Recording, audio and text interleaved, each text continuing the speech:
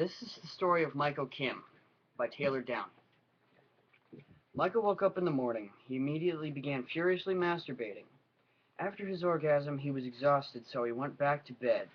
During his sleep, he experienced a vivid and lucid wet dream. Upon his dream concluding, he woke up and got to his feet. He immediately took a step and slipped in a pool of his own cold and old semen from his wet dream. He landed face first. He realized that this was rather disgusting, so he went to take a shower. He sensually stripped in front of his mirror and again began masturbating. He no longer cared for his shower, and when he finally came, it plastered the walls of his bathroom with warm, sticky semen. After leaving his residue on the wall, he left for breakfast. As Michael entered the kitchen, he began pouring himself a bowl of Honey Smacks. He spilled some milk on his still nude body. As dribbles of milk made contact with his penis, it began to harden.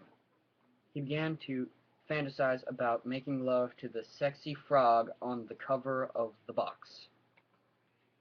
He leaned back in his chair and played bullseye with the cardboard box.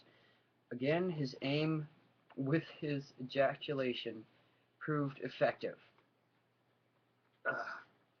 He drenched the box with his steamy cum. After relaxing, he goes downstairs and sits at his computer desk.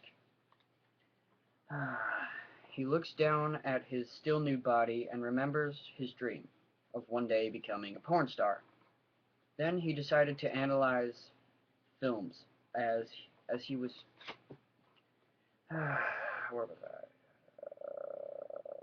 As he was watching porn, he began to become horny again. He had no choice but to masturbate again. He began passionately watching the video, and he eventually began crying at the beauty of the female nude body. Because he had no lubricant, he used his own tears to lubricate his hard, veiny shaft. As he blasted his computer screen with jizz, he realized that he had lost way too many calories. He went upstairs for a protein shake. He lapped up the white creamy liquid when it occurred to him that semen had similar qualities. He decided to try and taste his semen to see if it tasted like a vanilla protein shake, his favorite flavor. He commenced on a stretching warm-up, then inserted his penis into his own mouth and began sucking. He orgasmed and shot cum into his own mouth and began tasting it. He mistakenly shot some into his eyes and blinded himself. It didn't bother him, though, because he was more disappointed at the fact that the cum did not taste like the shake. He was still glad for the extra protein and decided he couldn't do this again. He could do this again in the near future. Why would you? Michael began thinking about his favorite fruit, the watermelon, because it was nearing lunchtime. He thought of his fruit prompted him to get a raging erection.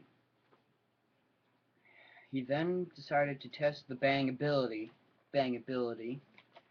of the watermelon. He decided to drill a hole in a nice plump watermelon, and then he warmed it up in the microwave.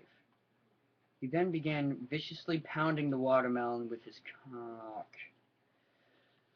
He then thrust it so hard that he destroyed the fruit and ejaculated all over its remains. Michael was a nudist, so he never wore clothes unless he wanted to. He then took a quick break and watched SpongeBob Round Pants, a pornographic remake of SpongeBob. Who would make one of those? He calmly stroked his penis, but used his time to gather more semen inside of him. He then noticed his female dog, Fidola. Fidola was forced by Michael to lick his hard cock over and over. He attempted to, okay, the, the virgin bitch, which means female dog. It is a female dog. Or it's, never mind. But he couldn't fit, so he began speed rubbing. He was going so fast that he began peeling off skin from his shaft. But he had to finish. He was so horny. As he finished, he looked down at his skinless, red and raw and bleeding cock. It was now unstable. He was in extreme pain. Just then he got a visitor. It was a female. She was asking for sex.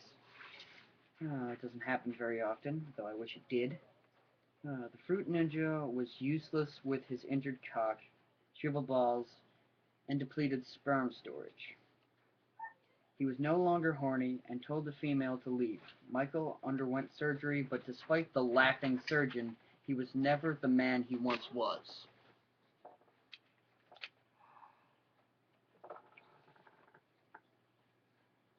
Now, this story was by far the worst story I have ever read. Not in grammar, though it is not very good, trust me. But the entire storyline is completely effed up.